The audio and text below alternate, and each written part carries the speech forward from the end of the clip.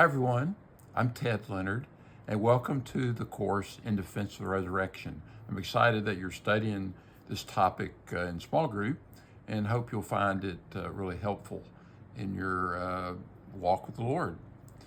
Hey, this class or this course is a historical look at the resurrection itself.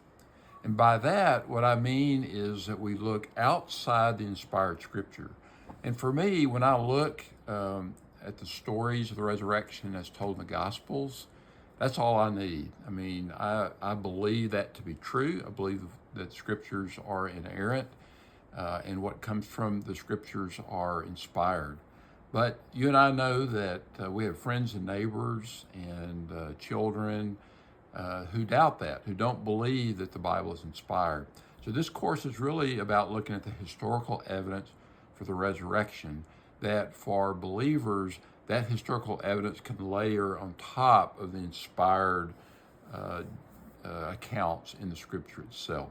So the study actually came about out of a class of mine at Talbot that Sean McDowell taught, and part of my homework assignment was to teach a class on this, an hour, and I actually expanded it to 4 sessions and now 6. And so hopefully you got the workbook in your hand, and the class itself is divided into, like I said, 6 sessions.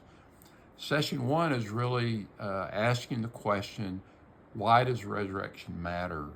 And we dive pretty deep into this idea of the received text, looking at the historical movement of the first mention in the scriptures of the resurrection itself. Session 2 looks at the empty tomb accounts as told in the Gospels. We look at the consistencies and perhaps differences that the texts have and answer the questions that really matter. Session 3 looks at the post-resurrection testimony of the apostles themselves. In other words, how do they live their life after the resurrection itself? And then also in that session, we talk a bit about the apostolic fathers, such as Polycarp of Smyrna and Clement the First of Rome, and how they lived their lives and what they wrote about. Session 4, we go into the objections to the resurrection. Objections such as something called the swoon theory, or the substitution theory, which is what Muslims use, stating their objection to the resurrection, or things such as the hallucination theory. And we talk about each one, the basis for that, and then refute that in those sessions. Session 5 is on the minimal facts argument, which is basically trying to look at what are the fewest historical facts that we have, and can that get you with great confidence to the resurrection? And the historical writers that discuss that, some of the scholars and theologians of today, will point us to the resurrection with some minimal facts. Then the last session is really, how do we talk to our friends and neighbors about the resurrection itself?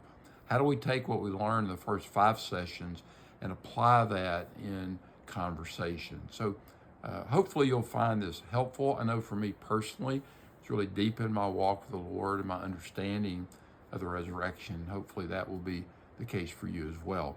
So as far as an overview in session 1 for just this particular meeting, we first discuss the importance of the resurrection. And we know that Paul himself says in 1 Corinthians that basically without the resurrection, let's just eat and drink because tomorrow we die. I mean, there's no hope that we have with the resurrection. A big part of this session is really understanding how do we look at historical evidence for stories of the past. And so we look at sources, we look at dates, and we look at for eyewitnesses, those 3 components. And I've got that in more explanation in your workbook. So for example, let's look at a current event and use that formula and ask some questions. So one of the current events are the Winter Olympics in Italy, right? How do we know that that's actually true, that that's actually happening? Well, we look at sources. Well, we see it on TV, right? We hear things on the radio. We read about it online with hopefully some trusted sources that are telling us that it's happening, right? We also look at dates. When are the Winter Olympics? Well, they're going on right now, so there's not much time that's elapsed between today and the actual events, right? And then we look at for eyewitnesses. I mean, do we have friends or neighbors or colleagues or trusted sources that have actually seen the Olympics, have actually been there? So when we look at those variables, we're pretty sure that this event of the Olympics is taking place. Now, let's move that same equation back a bit to, let's say, George Washington as president. How do we know that George Washington was actually president? Well, each of us look at our sources. Maybe that's our third grade teacher. Maybe that's what was on the internet, or things that we've studied by looking at books and so on and so forth. We look at the dates. How long ago was that between today and George Washington's presidency? We know that was in the 1700s, so it's been several hundred years. So it's been a fairly remarkable span of time. And then we look for eyewitnesses. And I don't know about you, but I don't think we've got any eyewitnesses to the presidency, right? But we do have some variables as far as those sources, the first two aspects as far as sources and dates. So you kind of get the picture. So now we're going to apply that same formula to the resurrection itself. What kind of sources do we have? What kind of dates do we have? What kind of eyewitnesses do we have? That's going to form the basis of this entire course going forward. So we look at the resurrection for this session today and think about what are our sources that we can use. Well, you and I would use, of course, the gospel accounts, looking at it from inspired scripture. But skeptic and scholars would look at it and only allow certain types of historical documents. And fortunately, they allow and they love some of the writings of Paul. In fact, they allow 7 of his letters to be included as historical documents. And they won't believe that they're inspired, these skeptics, but they will allow them to enter into a conversation such as this and believe that these certain writings of Paul can be used to answer these questions. And some of those include Romans, 1st and 2nd Corinthians, Galatians, Philippians, 1st Thessalonians, and Philemon. So you and I can take those 7 books that Paul's written and look at them and take out some of the historical facts and begin to use that to apply to this equation about, was the resurrection historically true? And so this first session will discuss a lot about basically 1 Corinthians and details of Galatians. So what you'll be reading about is what we call the received text, which is in 1 Corinthians 15, 3 through 8. And you'll see that in your book described in great detail on the received text, which is basically that Christ died, he was buried, he arose, and then he appeared. That's detailed out the first time in the scriptures in 1 Corinthians. Now, often, I used to think that the Gospels talked about the resurrection first, but most authorities believe they were written after 1 Corinthians, which was written about 55 AD. And I've got that on a timeline.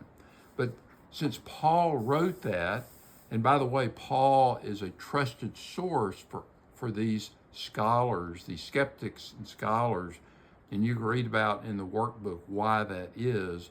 So we can take the words of Paul in 1 Corinthians 15, 3 through 8, and run it through our eyes of what's a trusted source, what are the dates, and are there eyewitnesses available.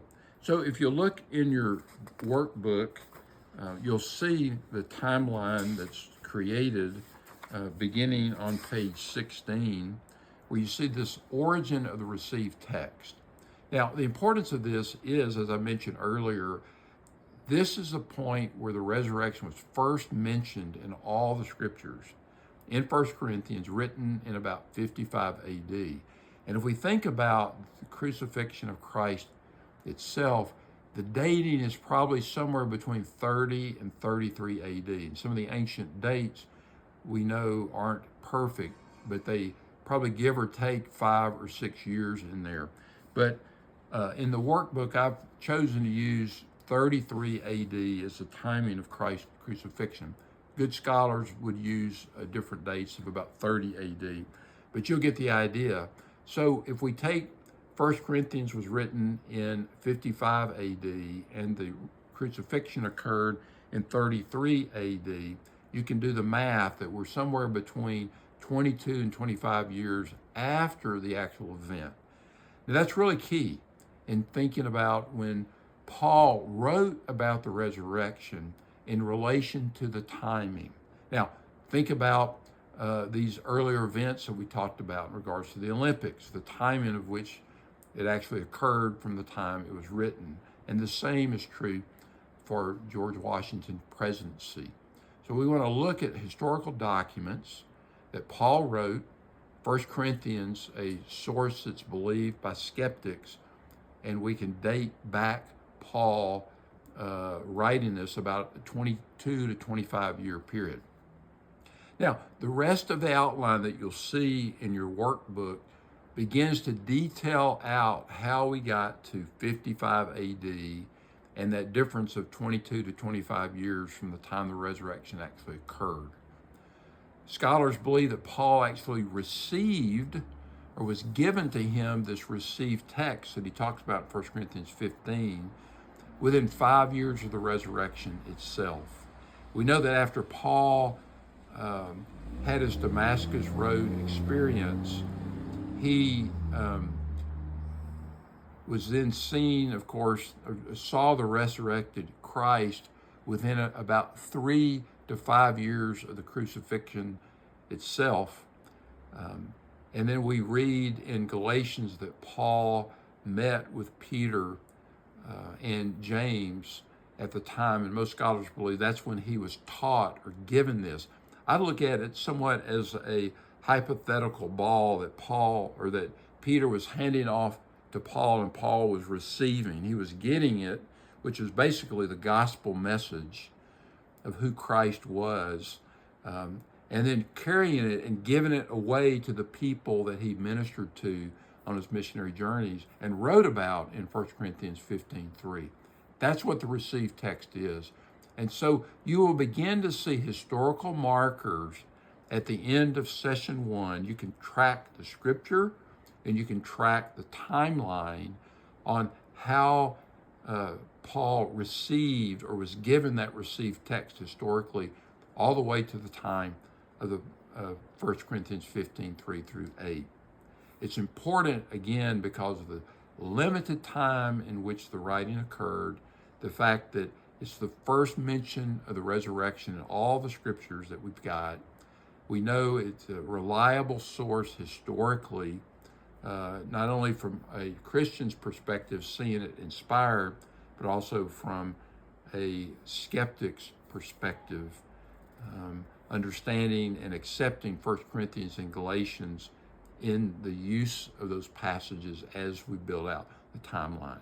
So take some time to read the scriptures, to think about how it fits on the timeline and why this is important historically. And then there's some conclusions that's drawn at the end of the first session. So hopefully it's helpful. And this is one layer of many to come in this historical proof or this apologetics of the resurrection. So anyway, enjoy your small group time, and we'll check you out later. Bye-bye.